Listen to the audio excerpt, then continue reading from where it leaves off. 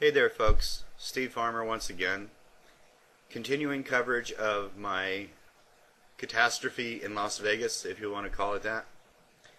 In this video I'm going to present two of my losses. The first one is going to be with me playing the black pieces against Ranjit Singh from Seattle, and he started the tournament with 1884 rating and ended up with a 1932 performance, and he finished 22nd or 23rd. And that's a King's Indian that I butcher from the black side. And the next game will be against Hamilton Cruz Fialas, and he is rated 1972 and ended up at 1979. He finished 11th. He's from New Jersey, but I saw his rating somewhere else as being 2018. Both of these opponents I took too lightly,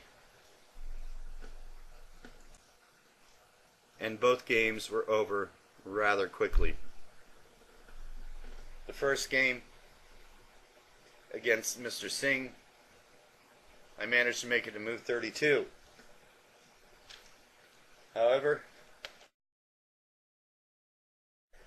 against the upstart Hamilton Cruz Fialas, I only made it to move 17, and I was dead busted when I resigned. You are more than welcome to leave nasty comments if you want about these games. I'm sure that my team and my coach are going to be all over my ass about these, so you might as well join the fray. The Sicilian, there's not much to talk about there. I failed to play Queen to C7 in the opening, and I paid heavily for it.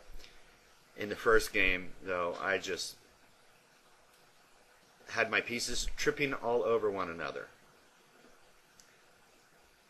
So I'll let this little clip of the strip end here, and then we'll get on with the games.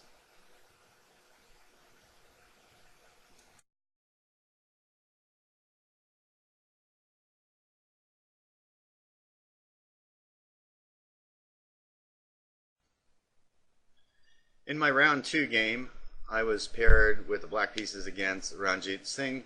Ranjit's a good guy, really nice guy. We became friends during the tournament, passing words back and forth.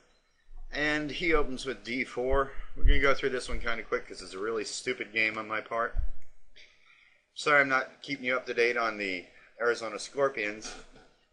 You all know I'm a fanboy of them. I just want you to see how stupid I can play without the computer helping me along, so you know who I am.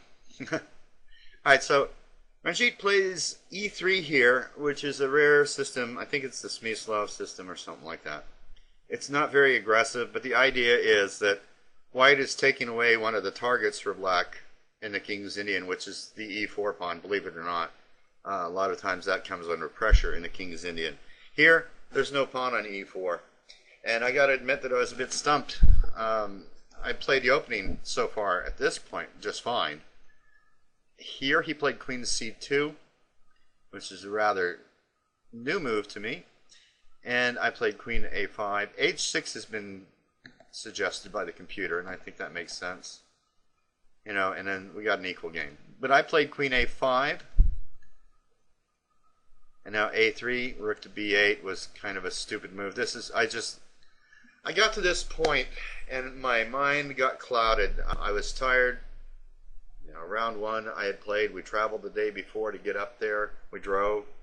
Ed Yetman, Aaron Williams, Maury Holland, and myself, our little team, got together and drove.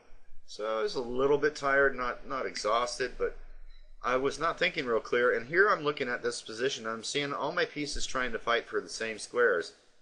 Queen would like to be on B6, but the knight would like to be on B6. So what do you put there? I'd like to put the bishop on B7, but the rook would like to be on B file in case that opens up.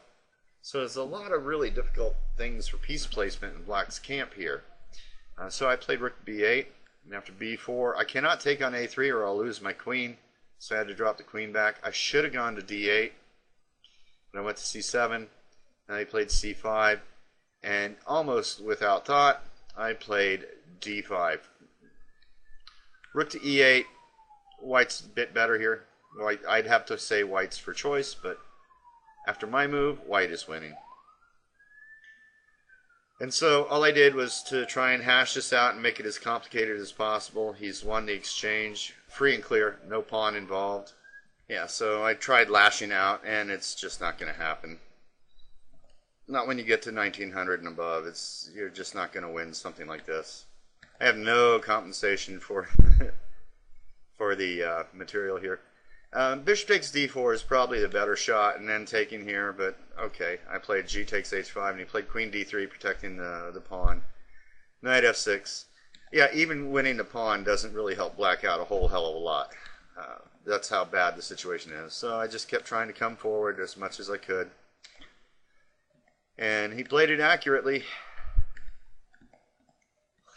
And here, after h6, queen g3, knight h5, he played knight g6, and I resigned because after this, my queen falls.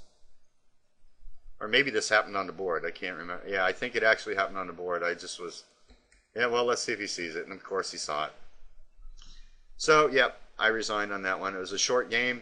So, you know, to blow off steam, I went to the casino. First I went out to eat, and then went to the casino and walked around the mall a lot, trying to get my thoughts together. It was not a happy day.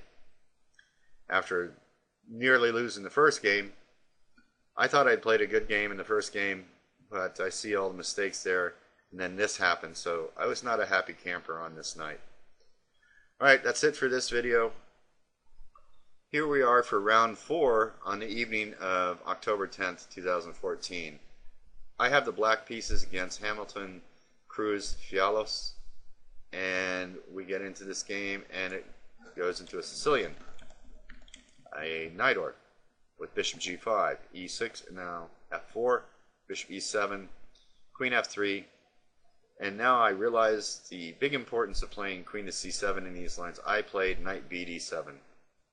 This has been seen before by some strong players, but I had not seen it before.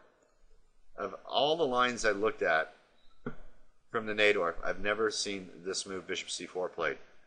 So that's why queen c7 is usually played. And here I was just totally befuddled, and I made a bad move. This move had been seen before, granted by just around master level and lower, and that was knight b6. I think queen b6 is probably a bit more accurate, but yeah, I played knight b6. He dropped the bishop back, and now in one game, h6 was played here, and bishop d7 was played. I chose knight to g8, trying to reroute things here. And after bishop takes, knight takes, castles, I played queen to c7, which is a horrible move. Now he could play the surprising move right away, but he throws in f5, and after e5, he plays knight db5, and I felt like resigning right at this point. We played on for a couple moves. Knight takes t6 check, king f8, f6, and I had enough. It's move 17. I got hit with a miniature. I gave up. Because here, you know, what do you do? I mean, where do you go with the knight? He's going to take on g7 and threaten mate on f7. It's murder at midnight. So I resign.